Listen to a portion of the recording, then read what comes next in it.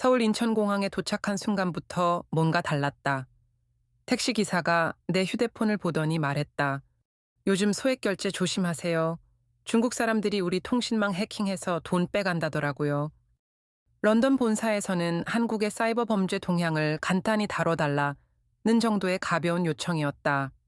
하지만 공항에서 시내로 가는 1시간 동안 라디오에서도 택시 기사와의 대화에서도 계속 이 사건이 언급되는 걸 보니 내가 생각했던 것보다 훨씬 심각한 문제일 수 있겠다는 생각이 들었다. 강남의 호텔에 체크인한 후 나는 곧바로 서울지방경찰청 사이버 수사대로 향했다. 을지로 냇가의 차가운 12월 바람이 얼굴을 스쳤다. 경찰청 로비의 보안 검색대를 통과하며 런던에서는 상상할 수 없을 정도로 철저한 보안 시스템에 먼저 놀랐다. 방문증을 목에 걸고 엘리베이터를 타며 이미 이 사건의 중요성을 직감할 수 있었다. 7층 사이버 수사대에서 만난 박민수 경감의 첫마디부터 예상과 달랐다. 이건 단순한 사기가 아닙니다. 국가 기반 시설에 대한 공격이에요. 그가 보여준 사건 개요 파일은 충격적이었다. 중국 국적의 조선족 2명이 검거된 사건이라고 했지만 그 배후에는 상상을 초월하는 조직이 숨어 있었다. 리창호 31와 김성민 29이라는 이름의 30대 남성들이 서울 곳곳에서 벌인 범행은 단순한 금융사기가 아니라 대한민국 통신, 인프라 전체를 위협하는 테러에 가까웠다. 구체적으로 어떤 방식인가요? 박경감이 증거품 보관함에서 검은색 상자 모양의 장비를 꺼내 보여줬다. 노트북보다 조금 큰 크기의 알루미늄 케이스였는데 겉보기에는 그냥 휴대용 컴퓨터 같아 보였다. 이게 바로 그 소형 기지국 장비입니다. IMSI 캐처, IMSI 캐처라고 부르죠. 크기는 작지만 방영 500m 내 모든 휴대폰을 자신에게 연결시킬 수 있어요. 장비를 자세히 보니 여러 개의 안테나와 LED 표시등들이 정교하게 배치되어 있었다. 측면에는 중국어로 된 제조사 스티커가 붙어 있었고 모델명은 스팅레이 프로 2024였다. 겉보기에는 무선 공유기 같아 보였지만 그 위력은 상상을 초월했다. 어떻게 그런 장비를 구했죠? 중국 선양에서 들여온 거로 추정됩니다. 문제는 이들이 단순한 범죄자가 아니라는 점이에요. 박경감이 다른 서류를 펼쳐 보였다. 압수한 휴대폰에서 발견된 대화 내용을 보면 이들 뒤에 조직적인 네트워크가 있다는 걸 알 수 있습니다.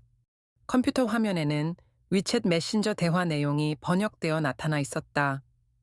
중국어와 한국어가 섞인 대화들이었는데 마치 정규회사의 업무 지시서를 보는 것 같았다. 서울팀 1차 목표 달성률 85%, 부산팀과의 기술 공유 회의는 다음 주 화요일로 연기. 신규 장비 테스트 완료, 성능 개선된 3세대 모델 도착 예정. 일본 도쿄타임에서 성과 보고서 전달. 우리 방식이 더 효율적임. 특히 인상 깊었던 건 범행 매뉴얼이었다. 3단계 작전 수행이라는 제목으로 된 82페이지 분량의 상세한 지침서였다. 1단계는 기지국 설치 및 휴대폰 신호 포획이었다. 지하철역 주변의 최적 위치 선정부터 장비 설치, 신호 송출 강도 조절까지 마치 통신공학 교과서 같은 수준이었다. 2단계는 SMS 인증 가로채기였는데 각 통신사별로 다른 인증 시스템의 특징을 분석하고 이를 우회하는 방법까지 상세히 기술되어 있었다. 3단계는 소액결제 승인 및 현금화였다. 온라인 게임 아이템 구매부터 상품권 구입, 암호화폐 거래까지 돈을 빼내는 모든 경로가 체계적으로 정리되어 있었다. 각 단계마다 예상되는 문제점과 대응 방안, 심지어 경찰 수사에 대비한 증거인멸 방법까지 포함되어 있었다. 진짜 범인들은 중국에 있다는 뜻인가요? 그렇습니다. 우리가 잡은 건 말단 실행 범일 뿐이에요. 박경감의 표정이 어두워졌다. 국제수사 공조를 통해 중국 내 배후 조직을 추적하고 있지만 현실적으로 어려움이 많습니다. 특히 이들이 VPN과 다중 암호화 통신을 사용해서 추적이 매우 까다로워요.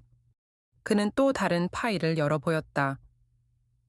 압수한 노트북에서 복구한 데이터였는데 한국뿐만 아니라 일본, 대만, 베트남, 태국까지 아시아 5개국에서 동시다발적으로 활동한 흔적이 발견되었다. 이들의 목표는 단순히 돈을 버는 게 아니었을 수도 있습니다. 박 경감이 조심스럽게 말했다. 통신망 해킹을 통해 각국의 통신 시스템 취약점을 파악하고 이를 데이터베이스화하고 있었거든요. 다음 날 아침 9시 나는 KT 본사 광화문 사옥으로 향했다. 32층 통합보안관제센터에서 만난 이정훈 차장의 표정은 심각했다. 거대한 공면 스크린들이 벽면을 가득 메운 관제실에는 24시간 교대 근무하는 보안 전문 요원들이 분주하게 움직이고 있었다. 이번 사건으로 우리 회사뿐만 아니라 한국통신업계 전체가 큰 충격을 받았습니다. 이 차장이 커피를 마시며 말했다. 24시간 365일 모니터링하고 있지만 이런 방식의 물리적 공격은 예상하지 못했어요. 관제실의 메인 스크린에는 전국의 기지국 상태가 실시간으로 표시되고 있었다.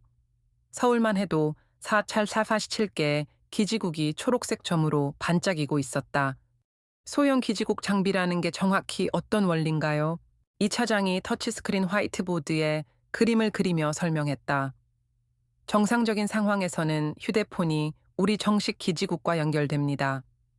우리 기지국은 과학기술정보통신부에서 허가받은 주파수를 사용하고 강력한 암호화 프로토콜로 보호받죠. 그는 빨간 펜으로 가짜 기지국을 그렸다. 하지만 범인들이 더 강한 신호를 내보내면 휴대폰은 자동으로 그 가짜 기지국에 연결되죠. 휴대폰의 모뎀은 신호가 강한 곳에 자동으로 연결되도록 설계되어 있거든요. 이건 통신 표준 자체의 한계예요. 그러면 어떤 일이 벌어지나요? 모든 통신 데이터를 실시간으로 가로챌 수 있어요. 문자 메시지, 통화 내용, 인터넷 검색 기록, 위치 정보, 그리고 가장 중요한 소액 결제 인증 번호까지도요. 이 차장이 시연용 장비를 작동시켜 보였다. 스마트폰 하나가 정식 KT 기지국과 연결되어 있다가 가짜 기지국이 작동되는 순간 자동으로 연결이 바뀌는 모습이 화면에 표시되었다. 가장 무서운 건 사용자가 전혀 느낄 수 없다는 점이에요. 통화도 되고 인터넷도 되니까 평상시와 똑같거든요. 다만 모든 데이터가 범죄자들을 거쳐서 가는 거죠. 그제서야 범행의 정교함이 이해됐다. 이들은 KT의 시스템을 정면으로 뚫은 게 아니라 휴대폰 사용자들을 속여서 가짜 기지국으로 유도한 것이다. 마치 고속도로에 가짜 톨게이트를 설치해 지나가는 모든 차를 검문하는 것과 같은 방식이었다. 실내 피해 규모는 어느 정도인가요? 이 차장의 표정이 더욱 어두워졌다. 정확한 수치는 수사기관과 공유하고 있지만 확인된 직접 피해자만 347명입니다. 피해 금액은 총 1억 8천만 원 정도로 집계됐어요. 하지만 더 심각한 건 이들의 개인정보가 유출되었을 가능성입니다. 그는 컴퓨터 화면을 바꿔 시간대별 피해 현황 그래프를 보여줬다. 오후 6시부터 8시 사이에 피해가 급증했고 특히 지하철 2호선 강남역, 1호선 종로 3가역, 9호선 여의도역 주변에서 집중적으로 발생했다. 범인들이 퇴근 시간과 지하철역을 노렸군요. 정확합니다. 지하철역 주변은 지상 기지국 신호가 상대적으로 약하고 사람들이 휴대폰을 집중적으로 사용하는 시간대죠. 정말 치밀하게 계산했어요. 이 차장은 추가 자료를 보여줬다. 범인들은 각 지역별 유동인구 데이터까지 분석했던 것 같아요. 하루 평균 유동인구가 10만 명을 넘는 역만 골라서 활동했거든요. KT 본사를 나와 테헤란로의 한 사이버 보안 업체를 찾았다. 더 객관적인 시각에서 이 사건의 기술적 측면을 이해하고 싶었다. 강남구 테헤란로 사돔 모리알 번지 위워크 빌딩 15층에 위치한 사이버 시큐리티 코리아에서 김재현 대표와 만났다. 이런 소형 기지국 장비는 사실 합법적인 용도로도 많이 쓰입니다. 김 대표가 최신형 맥북 프로를 열어 보여줬다. 통신사가 음영 지역을 해소하거나 대형 행사장에서 임시 기지국을 설치할 때 사용하죠. 올림픽, 월드컵 같은 대형 이벤트에서는 필수 장비예요. 그가 유튜브에서 찾은 영상을 보여줬다. 2018년 평창올림픽 때 KT가 설치한 임시 기지국들이 선수촌과 경기장 곳곳에 설치되는 모습이었다. 콘서트장, 스포츠 경기장, 심지어 드라마나 영화 촬영장에서도 쓰입니다. 몇만 명이 한꺼번에 몰리는 곳에서는 기존 기지국만으로는 용량이 부족하거든요. 그럼 구입하기도 쉬운가요? 온라인에서 몇백만 원이면 살 수 있어요. 그가 실제 판매 사이트들을 보여줬다. 중국 알리바바와 알리익스프레스에서 포터블 셀 타워, 미니 베이스 스테이션, 이동식 기지국이라는 이름으로 버젓이 판매되고 있었다. 가격은 300만 원에서 1,500만 원 사이였다. 가장 저렴한 기본 모델도 방형 200m는 커버할 수 있어요. 중급 모델은 500m, 최고급 모델은 1km까지도 가능하죠. 심지어 화보지 신호까지 위조할 수 있는 최신형도 나와 있어요.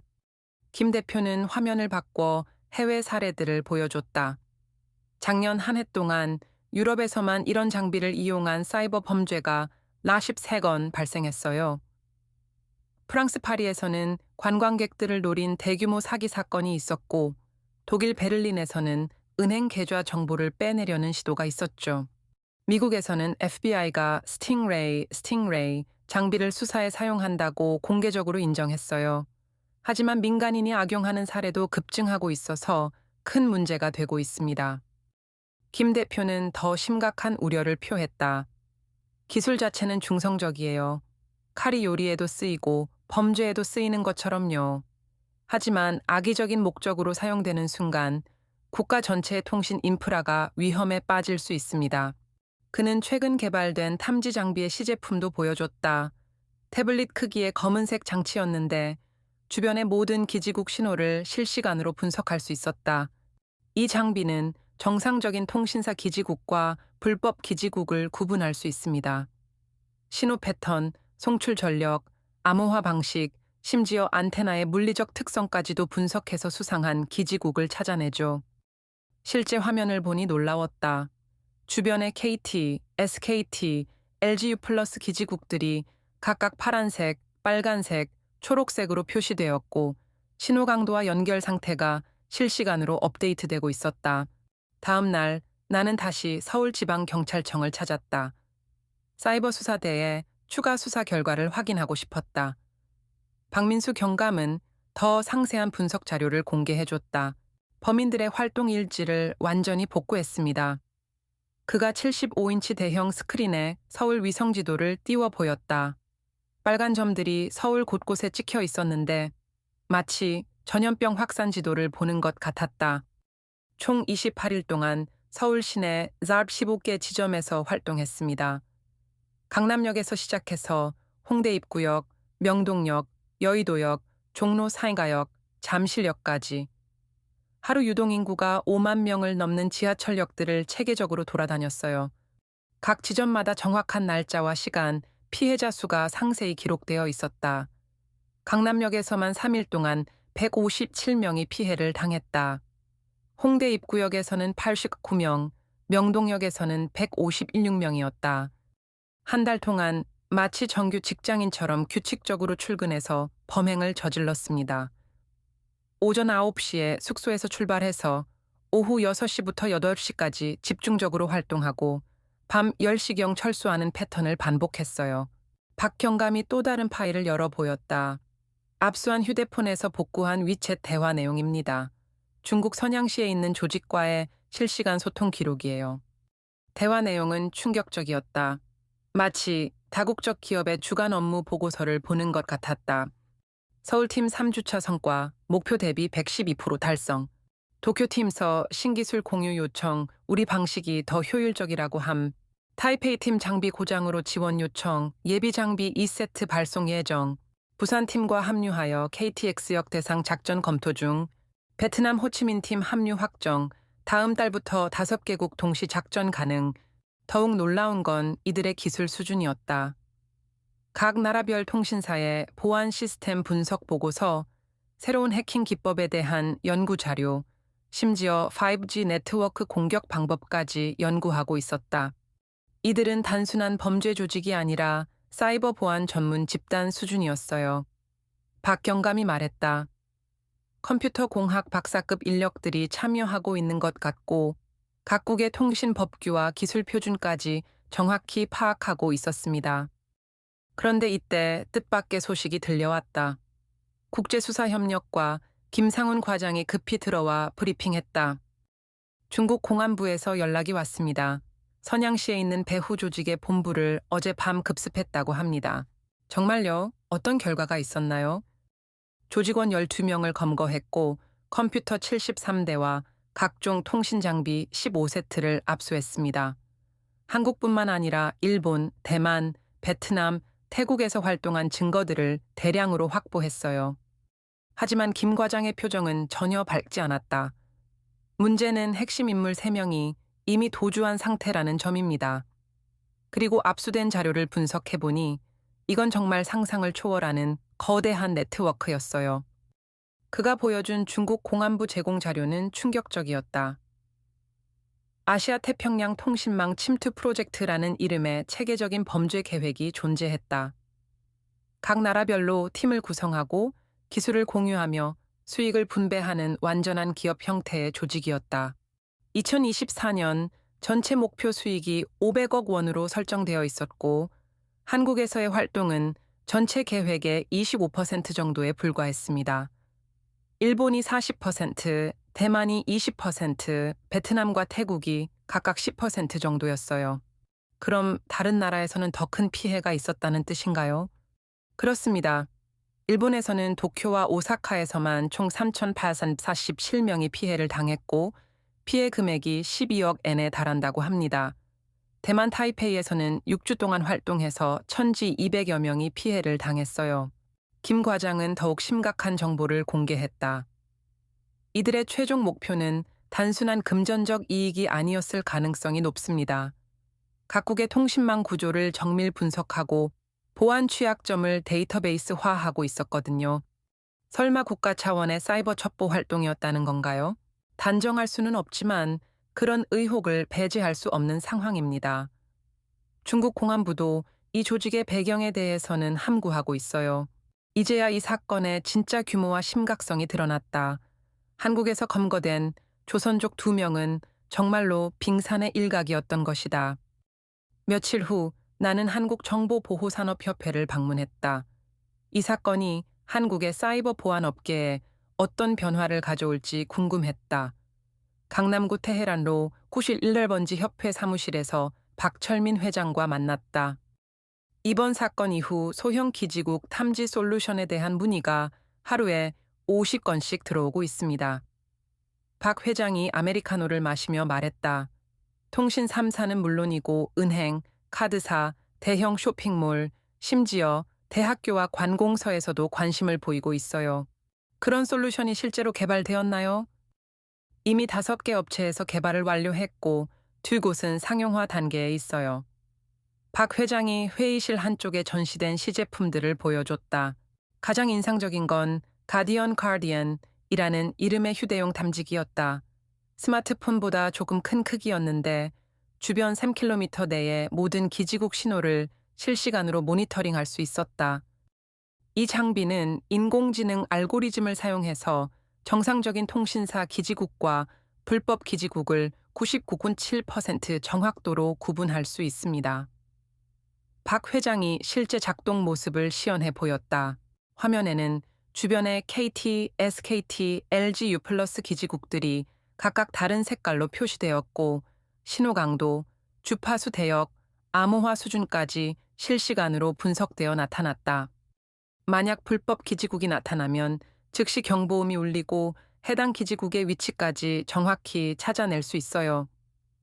경찰서나 해당 통신사도 자동으로 신고가 접수됩니다. 가격은 어느 정도인가요? 개인용은 150만 원, 기업용은 800만 원, 그리고 정부기관이나 대형 시설용은 5천만 원 정도입니다. 비싸 보이지만 이번 사건으로 인한 직간접 피해를 생각하면 충분히 투자할 만한 가치가 있죠. 박 회장은 더 넓은 관점에서 이 사건의 의미를 설명했다. 한국이 세계에서 가장 연결된 사회라는 건 분명히 축복입니다. 5G 보급률 세계 1위, 초고속 인터넷 보급률 98%, 스마트폰 보급률 95%. 이런 수치들은 자랑할 만하죠. 그가 협회에서 제작한 보고서를 보여줬다. 2024 한국 디지털 인프라 현황이라는 제목의 200페이지 분량 자료였다. 하지만 동시에 저주이기도 해요. 연결성이 높을수록 공격 표면도 넓어지거든요. 사물인터넷 기기 2억 대, 자율주행차 시범운행, 스마트시티 프로젝트, 모든 게 연결될수록 새로운 취약점이 계속 생겨날 겁니다. 특히 이번 사건이 보여준 건 물리적 공격의 위험성이에요. 우리는 지금까지 해킹이라고 하면 인터넷을 통한 원격 침입만 생각했거든요. 하지만 이제는 누군가 가방 하나 들고 지하철역에 나타나기만 해도 수백 명의 개인정보를 털어갈 수 있다는 걸 깨달았어요. 마지막으로 나는 실제 피해자들을 만날 수 있었다. 강남에서 IT 스타트업을 운영하는 32세 이민철 씨와 홍대에서 카페를 운영하는 28세 김소영 씨였다. 처음엔 정말 이해가 안 갔어요. 이민철 씨가 자신의 카페에서 말했다. 제가 그런 게임이나 서비스를 쓴 적이 없거든요. 휴대폰 요금 고지서를 보고 깜짝 놀랐죠. 평소보다 12만 원이 많이 나왔어요. 이 언제 당한 건지 기억나세요? 경찰 조사 결과로는 10월 17일 목요일 오후 7시 20분경 강남역 2번 출구 계단에서였다고 하더라고요. 그때 지하철을 기다리면서 유튜브로 축구 경기 하이라이트를 보고 있었는데 갑자기 인터넷이 끊겼다가 다시 연결됐어요. 이 씨는 그때 상황을 자세히 기억하고 있었다. 보통 지하철역에서는 인터넷이 불안정한 경우가 많잖아요. 그래서 이상하다고 생각하지 못했어요. 그런데 그 순간이 제 휴대폰이 가짜 기지국에 연결된 시점이었던 거죠. 그 후에 어떤 일이 벌어졌나요? 10분 정도 지나서 문자 메시지가 하나 왔어요. 리니지 M 아이템 구매가 완료되었습니다 라는 내용이었는데 저는 그런 게임을 한 번도 해본 적이 없거든요. 처음에는 스팸인 줄 알고 그냥 삭제했어요. 홍대 카페 사장 김소영 씨의 경험도 비슷했다. 10월 23일 저녁에 홍대 입구역에서 친구를 기다리고 있었어요. 인스타그램을 보다가 갑자기 앱이 꺼지면서 다시 로딩됐어요. 그때는 그냥 앱 오류인 줄 알았죠.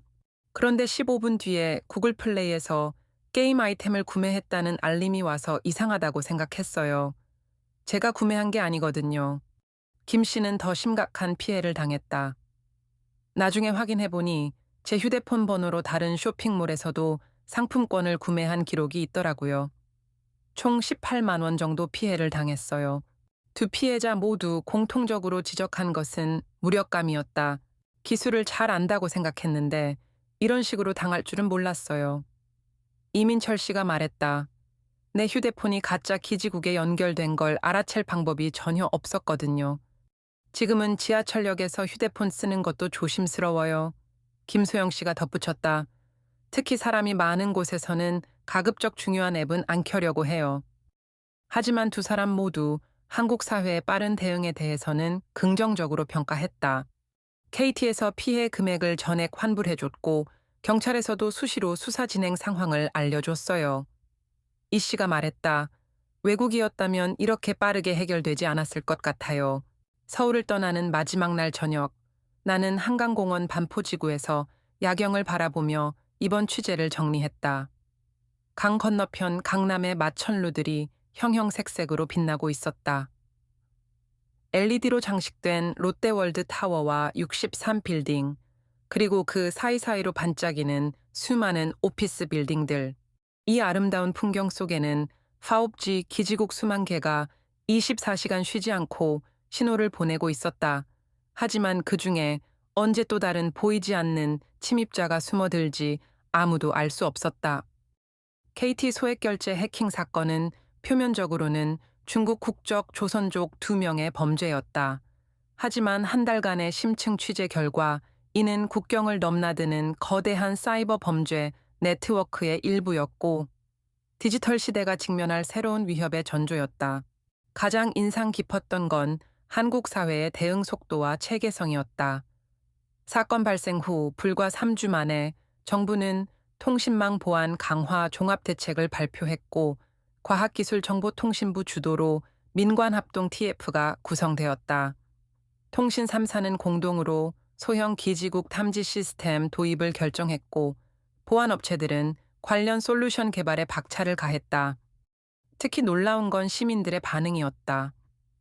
온라인 커뮤니티에서는 가짜 기지국 대응법에 대한 토론이 활발했고, 실제로 3개의 스타트업에서 관련 애플리케이션 개발에 착수했다. 디지털 네이티브 세대답게 새로운 위협에 대한 적응력이 빨랐다. 하지만 동시에 우려도 컸다. 범죄 조직의 핵심 인물들이 도주한 상황에서 언제 또 다른 공격이 있을지 알 수 없었다. 더 큰 문제는 기술 발전 속도였다.